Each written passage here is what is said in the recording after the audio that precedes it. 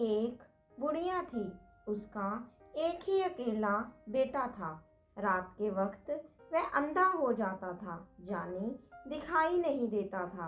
बुढ़िया ने किसी तरह गोलमाल करके एक रिश्ता ढूंढा और उसकी शादी रचाई। लड़की सुंदर थी, उसके मायके वाले भी अच्छे लोग थे, मगर बुढ़िया इतनी चतुर थी कि बहू जा उसके परिवार वालों के आगे उसने यह रहस्य बना के रखा कि लड़का रात के समय अंधा हो जाता है, जाने उसको दिखाई नहीं देता। मगर सोचिए, ये सच कब तक छिपाकर रखा जा सकता था। शादी के बाद पहला त्योहार दिवाली आई। परंपरा के अनुसार लड़की के घर से न्योता आया। अब बुढ़िया को चिंता हुई, जाना तो था ही। उसने बेटे को सावधान करते हुए कहा, तुम बहुत सावधान रहना, रात को तुम्हें कुछ भी दिखाई नहीं देता और ये बात बहू के घर वाले नहीं जानते। तुम ऐसा करना कि रात को बाहर नहीं निकलना, कहीं इधर उधर नहीं घूमना, दिन रहते यात्रा करना। दूसरा यह कि वहाँ एक ही दिन रहकर लौट आना। अपनी माँ के कहे अनुसार वह दिन रहते ससुराल पहुँचने के लिए बहुत तेजी से चल पड़ा, मगर कितनी भी कोशिश करने पर भी अंधेरा होने से पहले वह वहाँ नहीं पहुँच पाया।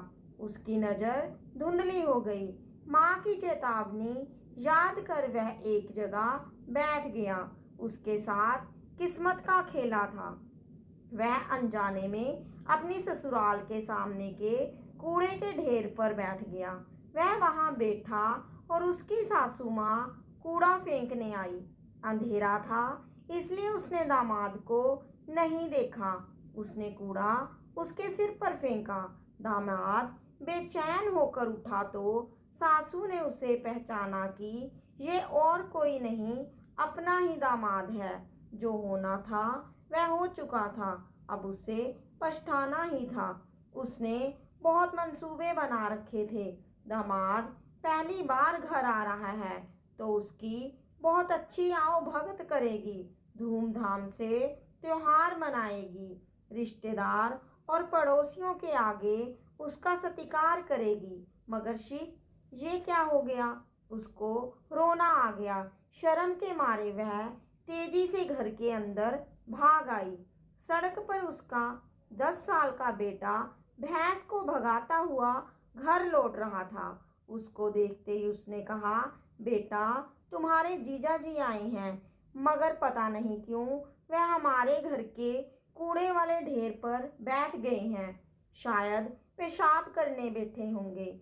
मैं उन्हें वहां बैठे देख नहीं पाई, उनके ऊपर कूड़ा फेंक दिया। उन्हें मुझ पर गुस्सा आया होगा। तुम्हें तो वह बहुत प्यार करते हैं, तुम भी उन्हें बहुत चाहते हो ना। उन्हें घर के अंदर बुला लाओ। लड़का जीजाजी पुकारते हुए उसकी तरफ भागा। जवाई के पास जाकर कहा, जीजाजी आइए ना घर के अंदर, यहाँ पर क्यों बैठे हैं? उसने उसका हाथ पकड़ा। रात का अंधा होने के बावजूद जवाई बहुत होशियार था। उसने जवाब दिया, मैं जहाँ कूड़े पर इसलिए बैठा हूँ कि जानूं तो कि इसमें से कितनी गाढ़ी खाद निकलेगा। फिर मानो प्रेम से किशोर बालक के कंधे पर हाथ रखकर वह आगे बढ़ा। भैंस ने उसे घूर कर देखा। उसे धक्का मारने आई तो तेज आवाज सुनकर उसने थोड़ा सा पीछे हटकर पूछा, यह क्या है? लड़के ने जवाब दिया, ये हमारी भैंस है, मैं उसे चराने ले गया था। उसको तो अपना दोष छिपाना था। कहा, ओफ, ये भैंस बहुत बड़ी है। फिर वह भैंस की पूंछ पकड़कर आगे बढ़ा। इस तरह आगे बढ़ने पर वह धान के भंडार के पास पहुंचा। उन दिनों अनाज को जमीन में गड्ढा खोदकर खत्ती बनाकर उसमें जमा किया जाता था। वह अंधा उस गड्ढे में गिर पड़ा।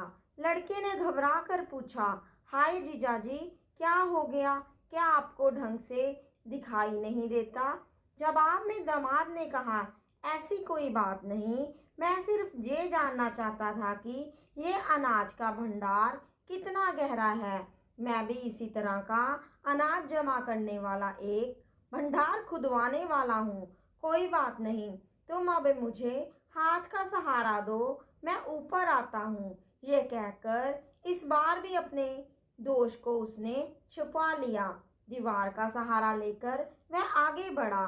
लड़के ने फिर कहा पूछा, जीजा जी, आप दीवार का सहारा लेकर आगे बढ़ रहे हैं, क्या आपकी नज़र ठीक नहीं है? जवाब में उसने कहा, छी, तुम ये क्या कह रहे हो? मैं तो सिर्फ तुम्हारे घर की दीवार की लंबाई नाप रहा हूँ। घर के दरवाजे पर एक मेंढा खड़ा था। वह उससे टकराकर गिर पड़ा। तब मेंढे ने अपने सींगों से उसे भौंका। लड़के ने मेंढे को एक चांटा दिया और जीजा को सहारा देकर उठाया। फिर पूछा, जीजा जी, आपने मेंढे को नहीं देखा क्यों?